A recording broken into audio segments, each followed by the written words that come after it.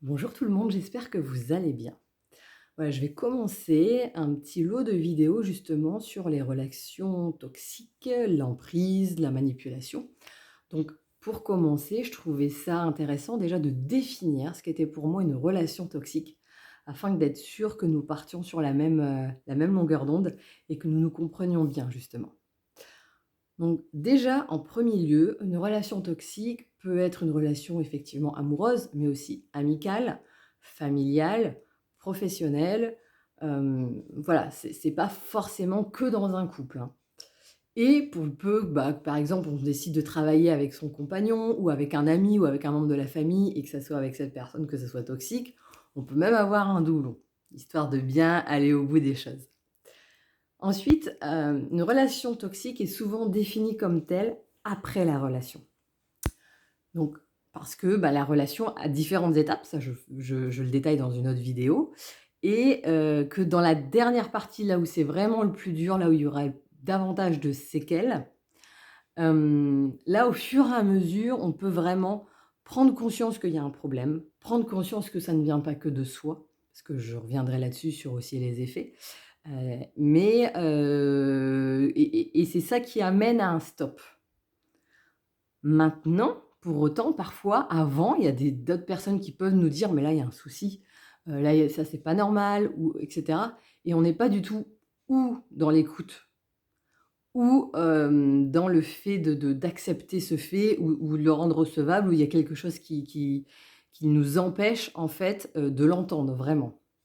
Donc c'est vraiment sur la fin de la relation que là, on se rend compte que c'est plus possible et parfois, bah, il se passe vraiment une action précise qui met un vrai coup de stop et qui fait qu'on peut là, prendre du recul et c'est véritablement après la prise de recul et à partir du moment où tu commences à récupérer que là, tu vas vraiment pouvoir identifier que c'était une relation toxique, bah, qui a fait, immensément de dégâts en général.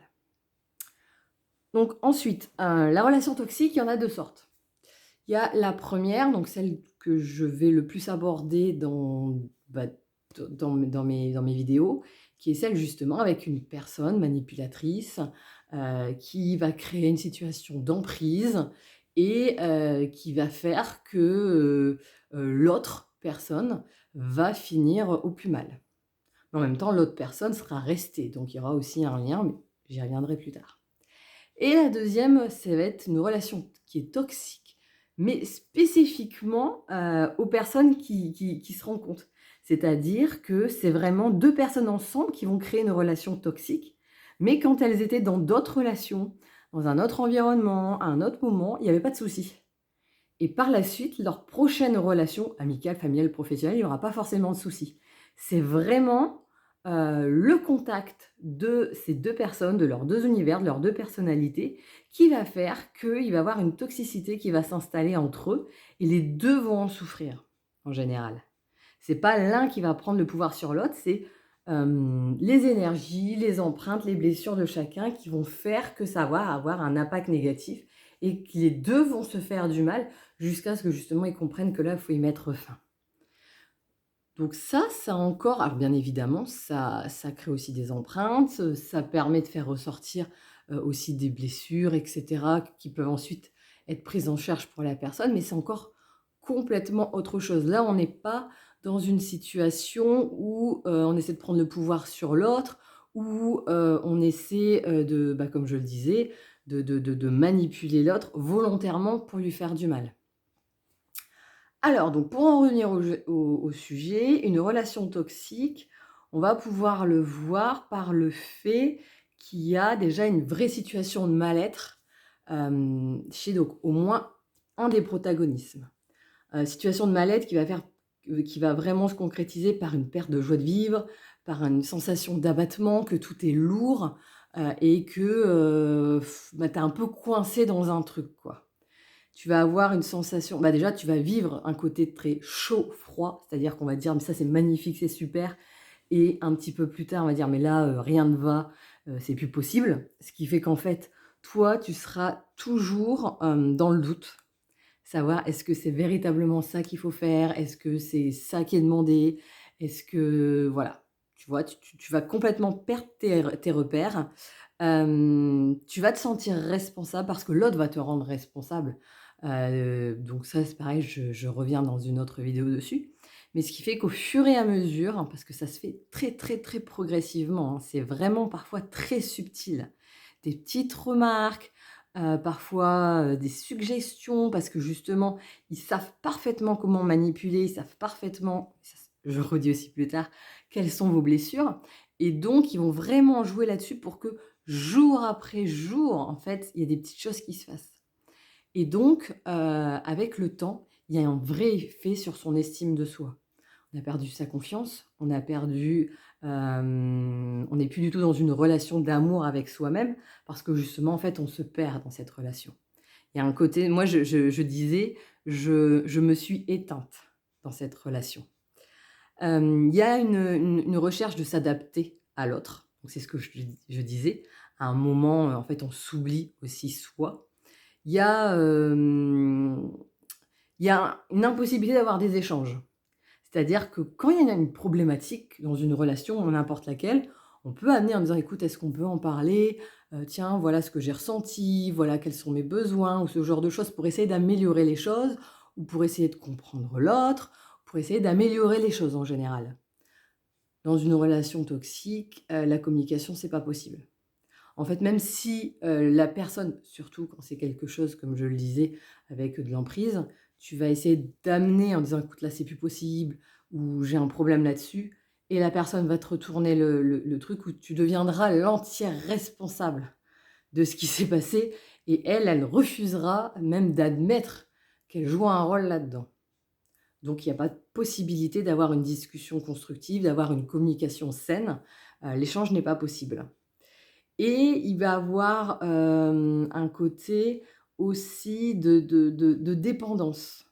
Dans le sens où alors où il y a une coupure avec l'environnement, avec la famille, avec d'autres membres qui fait qu'il y a un côté d'isolement de la personne pour pouvoir davantage la manipuler. Ou dans tous les cas, il y a, par exemple, en termes de travail, de demander continuellement de valider les choses. Pareil pour, dans une vie de couple, de dire: «Bah, attends, tu me demandes avant qu'on choisisse». Dans l'amitié, de: «Bah, attends, je veux être d'accord avec l'activité qu'on va faire» ou quoi que ce soit. En fait, au fur et à mesure, il va y avoir une sorte de dépendance qui fait qu'en fait, la personne qui un peu plus victime, va, finalement perdre son autonomie. C'est-à-dire que ça va devenir normal de demander la validation de l'autre. «Est-ce que ça te va? Est-ce que ça, c'est bon? Est-ce que ça correspond? Est-ce que tu veux faire ci? Est-ce que tu veux faire ça?» Comme je le disais, il y a après une adaptation à la personne. Et puis, bah, derrière, il y a aussi un épuisement, sur tous les plans. Parce que quand on n'est pas bien, bah, ça joue sur le sommeil, donc épuisement physique. Quand on joue le chaud, le froid, en termes d'émotionnel, on ne sait plus quand on retourne l'émotion, enfin quand on retourne toutes les situations, on est perdu donc il y a un épuisement mental, il y a un épuisement physique, il y a un épuisement énergétique et il y a un épuisement émotionnel.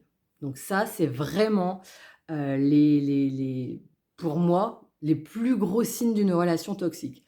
Et les effets comme je l'ai pu déjà le dire, ça va faire une dévalorisation de soi. Ça peut amener après des addictions.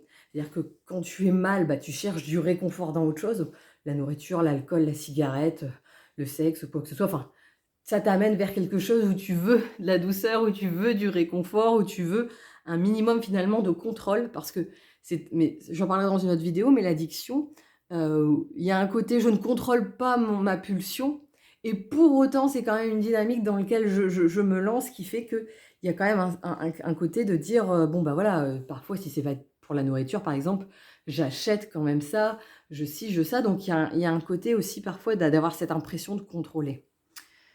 Parfois, c'est qu'une impression. Mais bon, bref, ça, c'est à part. Tu vas avoir donc après, bah, des troubles anxieux qui vont se développer, un stress constant, une peur. C'est-à-dire que quand tu sais que tu es surveillé constamment et qu'à un moment ou à un autre, comme il y a le chaud, le froid et à un moment, bah, tout va bien, donc là, c'est merveilleux. Puis quand ça va pas ou quand il y a quelque chose, bah, là, d'un seul coup, on va revenir vers toi et on va te faire des reproches et on va te ressortir, en fait, hein, tout ce qui a été repéré avant.